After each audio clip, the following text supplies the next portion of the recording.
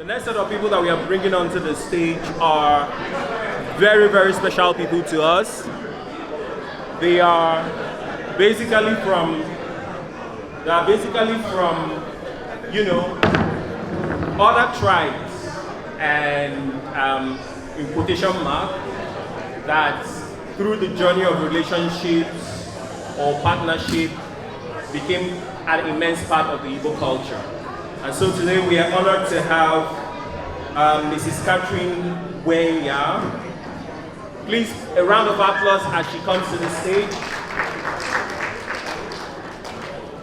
Mrs. Adeton Nabubu.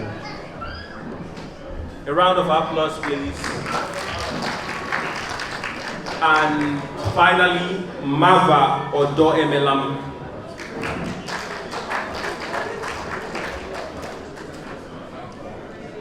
All right, please. So they just happen to be among those that danced, and I'm driving them up back to the stage. So please, pardon the delay.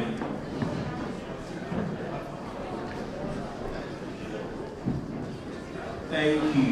Thank you. Thank you. Yeah.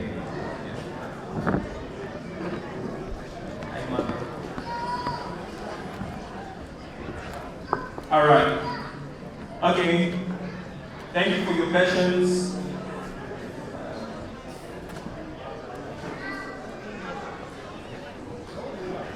All right. So let's get into it.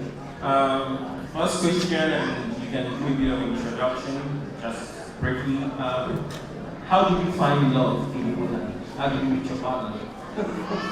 How did you get this? Hi everybody, my name is Adeton Nabubu. I say that with all pride and confidence. Yes, I met my husband in the workplace, and that was about that's 2009, so you can do the maths. And amazingly, I supposedly was his boss. I actually did his interview to get him on board to the team. But like what you think, I did not want him in that position. I chose someone else. But Grace found him, and he was picked instead by my superior boss. And we were just friends, not even for any relationship.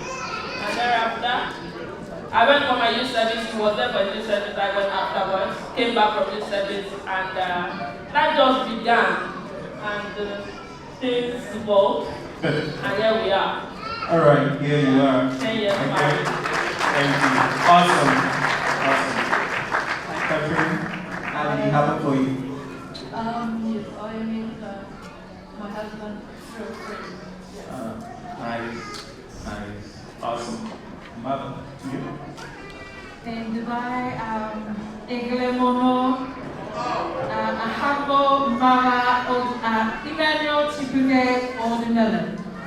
My name is Mara Ordinellan, and I would like to answer this question. So, it's always in my heart, as a young child or as a young woman. When I grew up, I always loved hot chocolate, black men. So,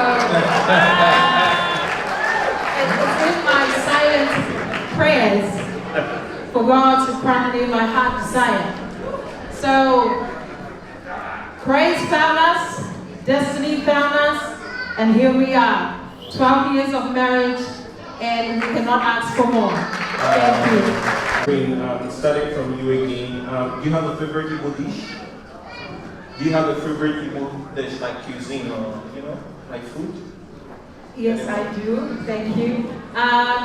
In the beginning, when I will just go beyond the question.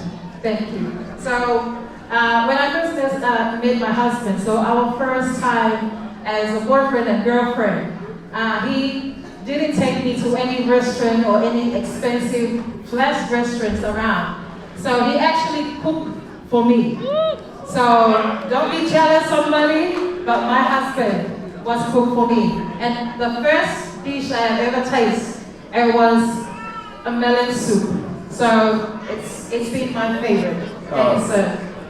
Awesome. Catherine, what would be your most admired Igbo trait or value? Like, I mean, you've dealt with Igbo people to a large extent now. What would be like, what do you admire most about them? Value, traits, ideals? Yes. The trait that I most admire is the optimism, like never giving up hope. Okay. Awesome. Awesome. Like, it's an Igbo thing, and sometimes it can be very, very strong. Excellent. And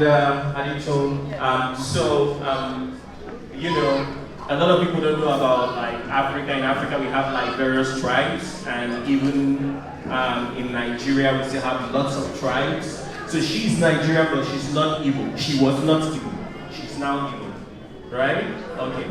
So, what's your favorite Odogu doings? Like, you know, you marry an Igbo man, you know, we have swag, we have songs, you know. What's your favorite Odogu doings? Like, you know? Speaking for and on behalf of my husband as your representative, I think is the pride that my husband and well, I would say the Igbo man exudes. Like there's that charisma. Like they bring it on. It's the aura around an Igbo man. You cannot undervalue an Igbo man when he stands before you. Rather, you would even add more to what they can actually carry. You esteem them higher than they present here. Alright, so just one final round. So I'm just wondering your thoughts for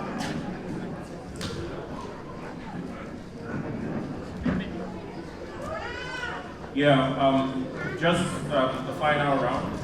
Your thoughts around for people that want to explore interracial or intercultural relationships.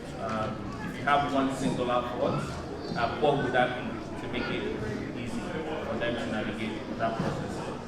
Okay. For me, and what I also share confidently with younger ones now is, if you're going to go with any man, make sure, firstly, aside doing your own personal work, whoever you're going for, make sure the person is a kind human being. Let your man, let your woman be a good person. I recall when we started dating, I used to tell my husband that you're a moral person. And in addition to that, you now add God on top, or in addition to God, you add the moral. Just make it a combo. If you have that, I think you should be in a good place. All right. Any thoughts around that? Oh yes, I totally agree. So me and my husband we both go to the same church, Christian people. So I think this is a lot. Have any thoughts on if someone wants to navigate a relationship such as yours? Any thoughts? Thank you, sir.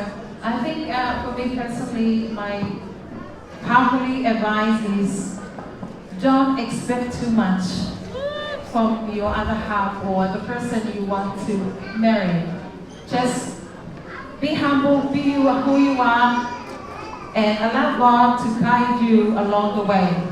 And then you will actually find the true one for yourself. Thank you. All right. Thank you so much. Please, ladies, gentlemen, boys and girls, put your hands together for Catherine, Mara, and Adito. Thank you so much. I hope those who are aspiring to marry one of the Igbo men, I hope you'll learn a lot.